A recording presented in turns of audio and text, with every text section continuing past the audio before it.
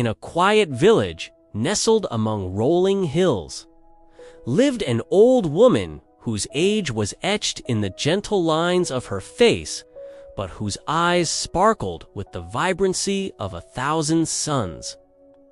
Her hair was silver, a crown of wisdom, and her spirit was a beacon of joy that touched everyone she met.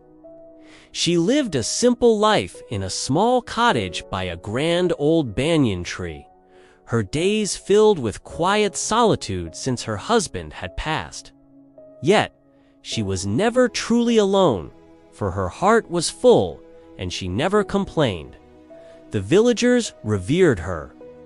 They were hard-working people, farmers, artisans, merchants, but life often dealt them harsh blows. A failed monsoon, a sudden illness, the constant struggle to make ends meet. Worry was a common shadow that fell upon their homes. They saw the old woman, always serene, always smiling, and wondered about her secret. One afternoon, a young woman named Radha, her face a mask of despair, sought out the wise elder. Tears streamed down her cheeks as she poured out her heart. "My husband left for the city to find work weeks ago, but we've heard nothing. The children are hungry, and my heart is heavy with fear. What if something terrible has happened?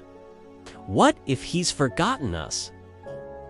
The old woman listened patiently, her gaze full of compassion. She took Radha's trembling hands in her own. "My dear child," she said softly, "I want you to imagine 2 gardens. In the first garden, the gardener only worries about weeds, pests, and bad weather. He spends all his time thinking about what could go wrong. What do you think that garden looks like?" Radha, through her tears, whispered it would be overgrown with weeds, neglected and barren. "Exactly," the old woman affirmed. "Now, imagine a second garden. The gardener here is different. He dreams of vibrant flowers and delicious fruits.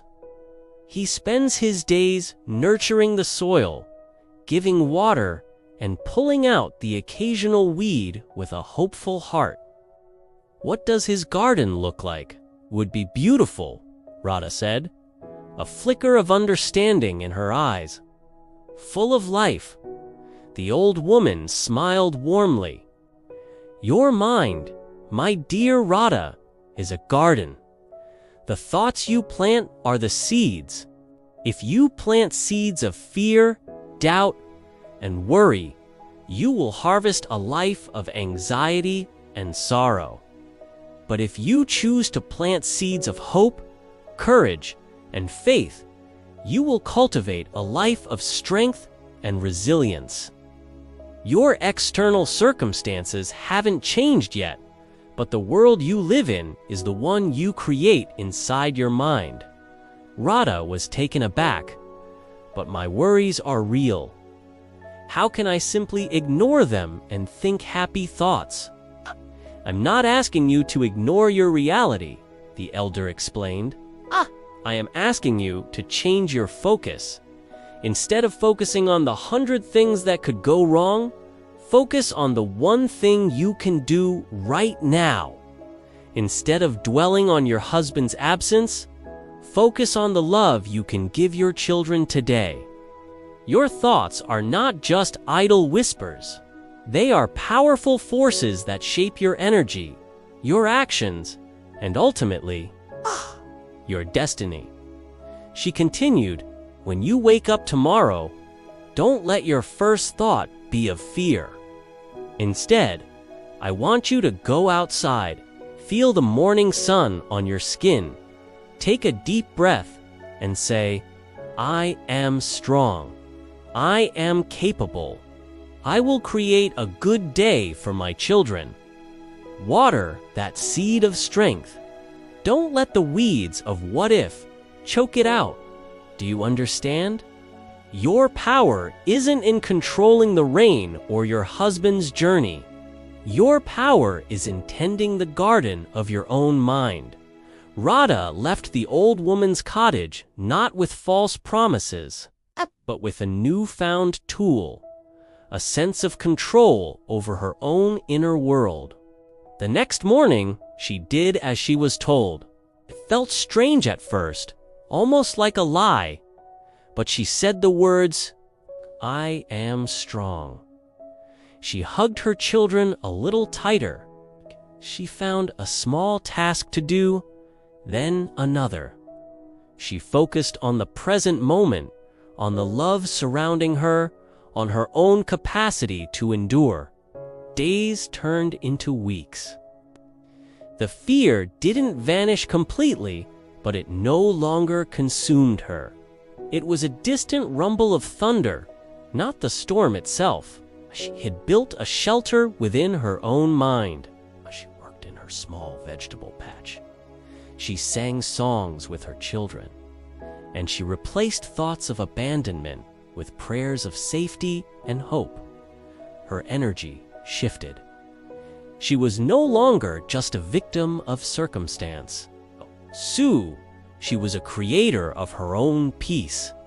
Then, one sunny afternoon, a messenger arrived with a letter and a small pouch of coins. Her husband had found a good job. He was safe, he missed them dearly, and he was making arrangements for them to join him or for him to return soon. Overjoyed, Radha ran to the banyan tree, the letter clutched in her hand. The old woman was there, smiling as if she had been expecting her. "You see, my dear," she said, her eyes twinkling. "You didn't magically make the letter appear. You created the strength within yourself to endure the weight. You tended your garden, and in doing so, you made it a place where joy could finally blossom. The problem didn't change, you did. And that made all the difference." Word of Radha's transformation spread through the village like wildfire. People began to see the old woman not just as a kind elder, but as a source of profound wisdom. They came to her, one by one, with their own barren gardens of worry and fear. And to each, she gave the same timeless advice. Your mind is your garden. What will you choose to plant today? And so, the village began to change. Not because the rains were more predictable, or because hardship disappeared, but because the people discovered the most powerful resource they had ever known, the power to choose their own thoughts, to cultivate their own hope, and to find strength not in the world outside, but in the fertile soil of their own minds. They learned that the greatest transformation begins with a single, powerful seed of thought. Thank you for watching.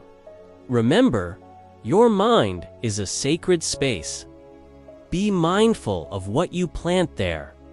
If you found this story helpful, please like, share, and subscribe for more inspiration.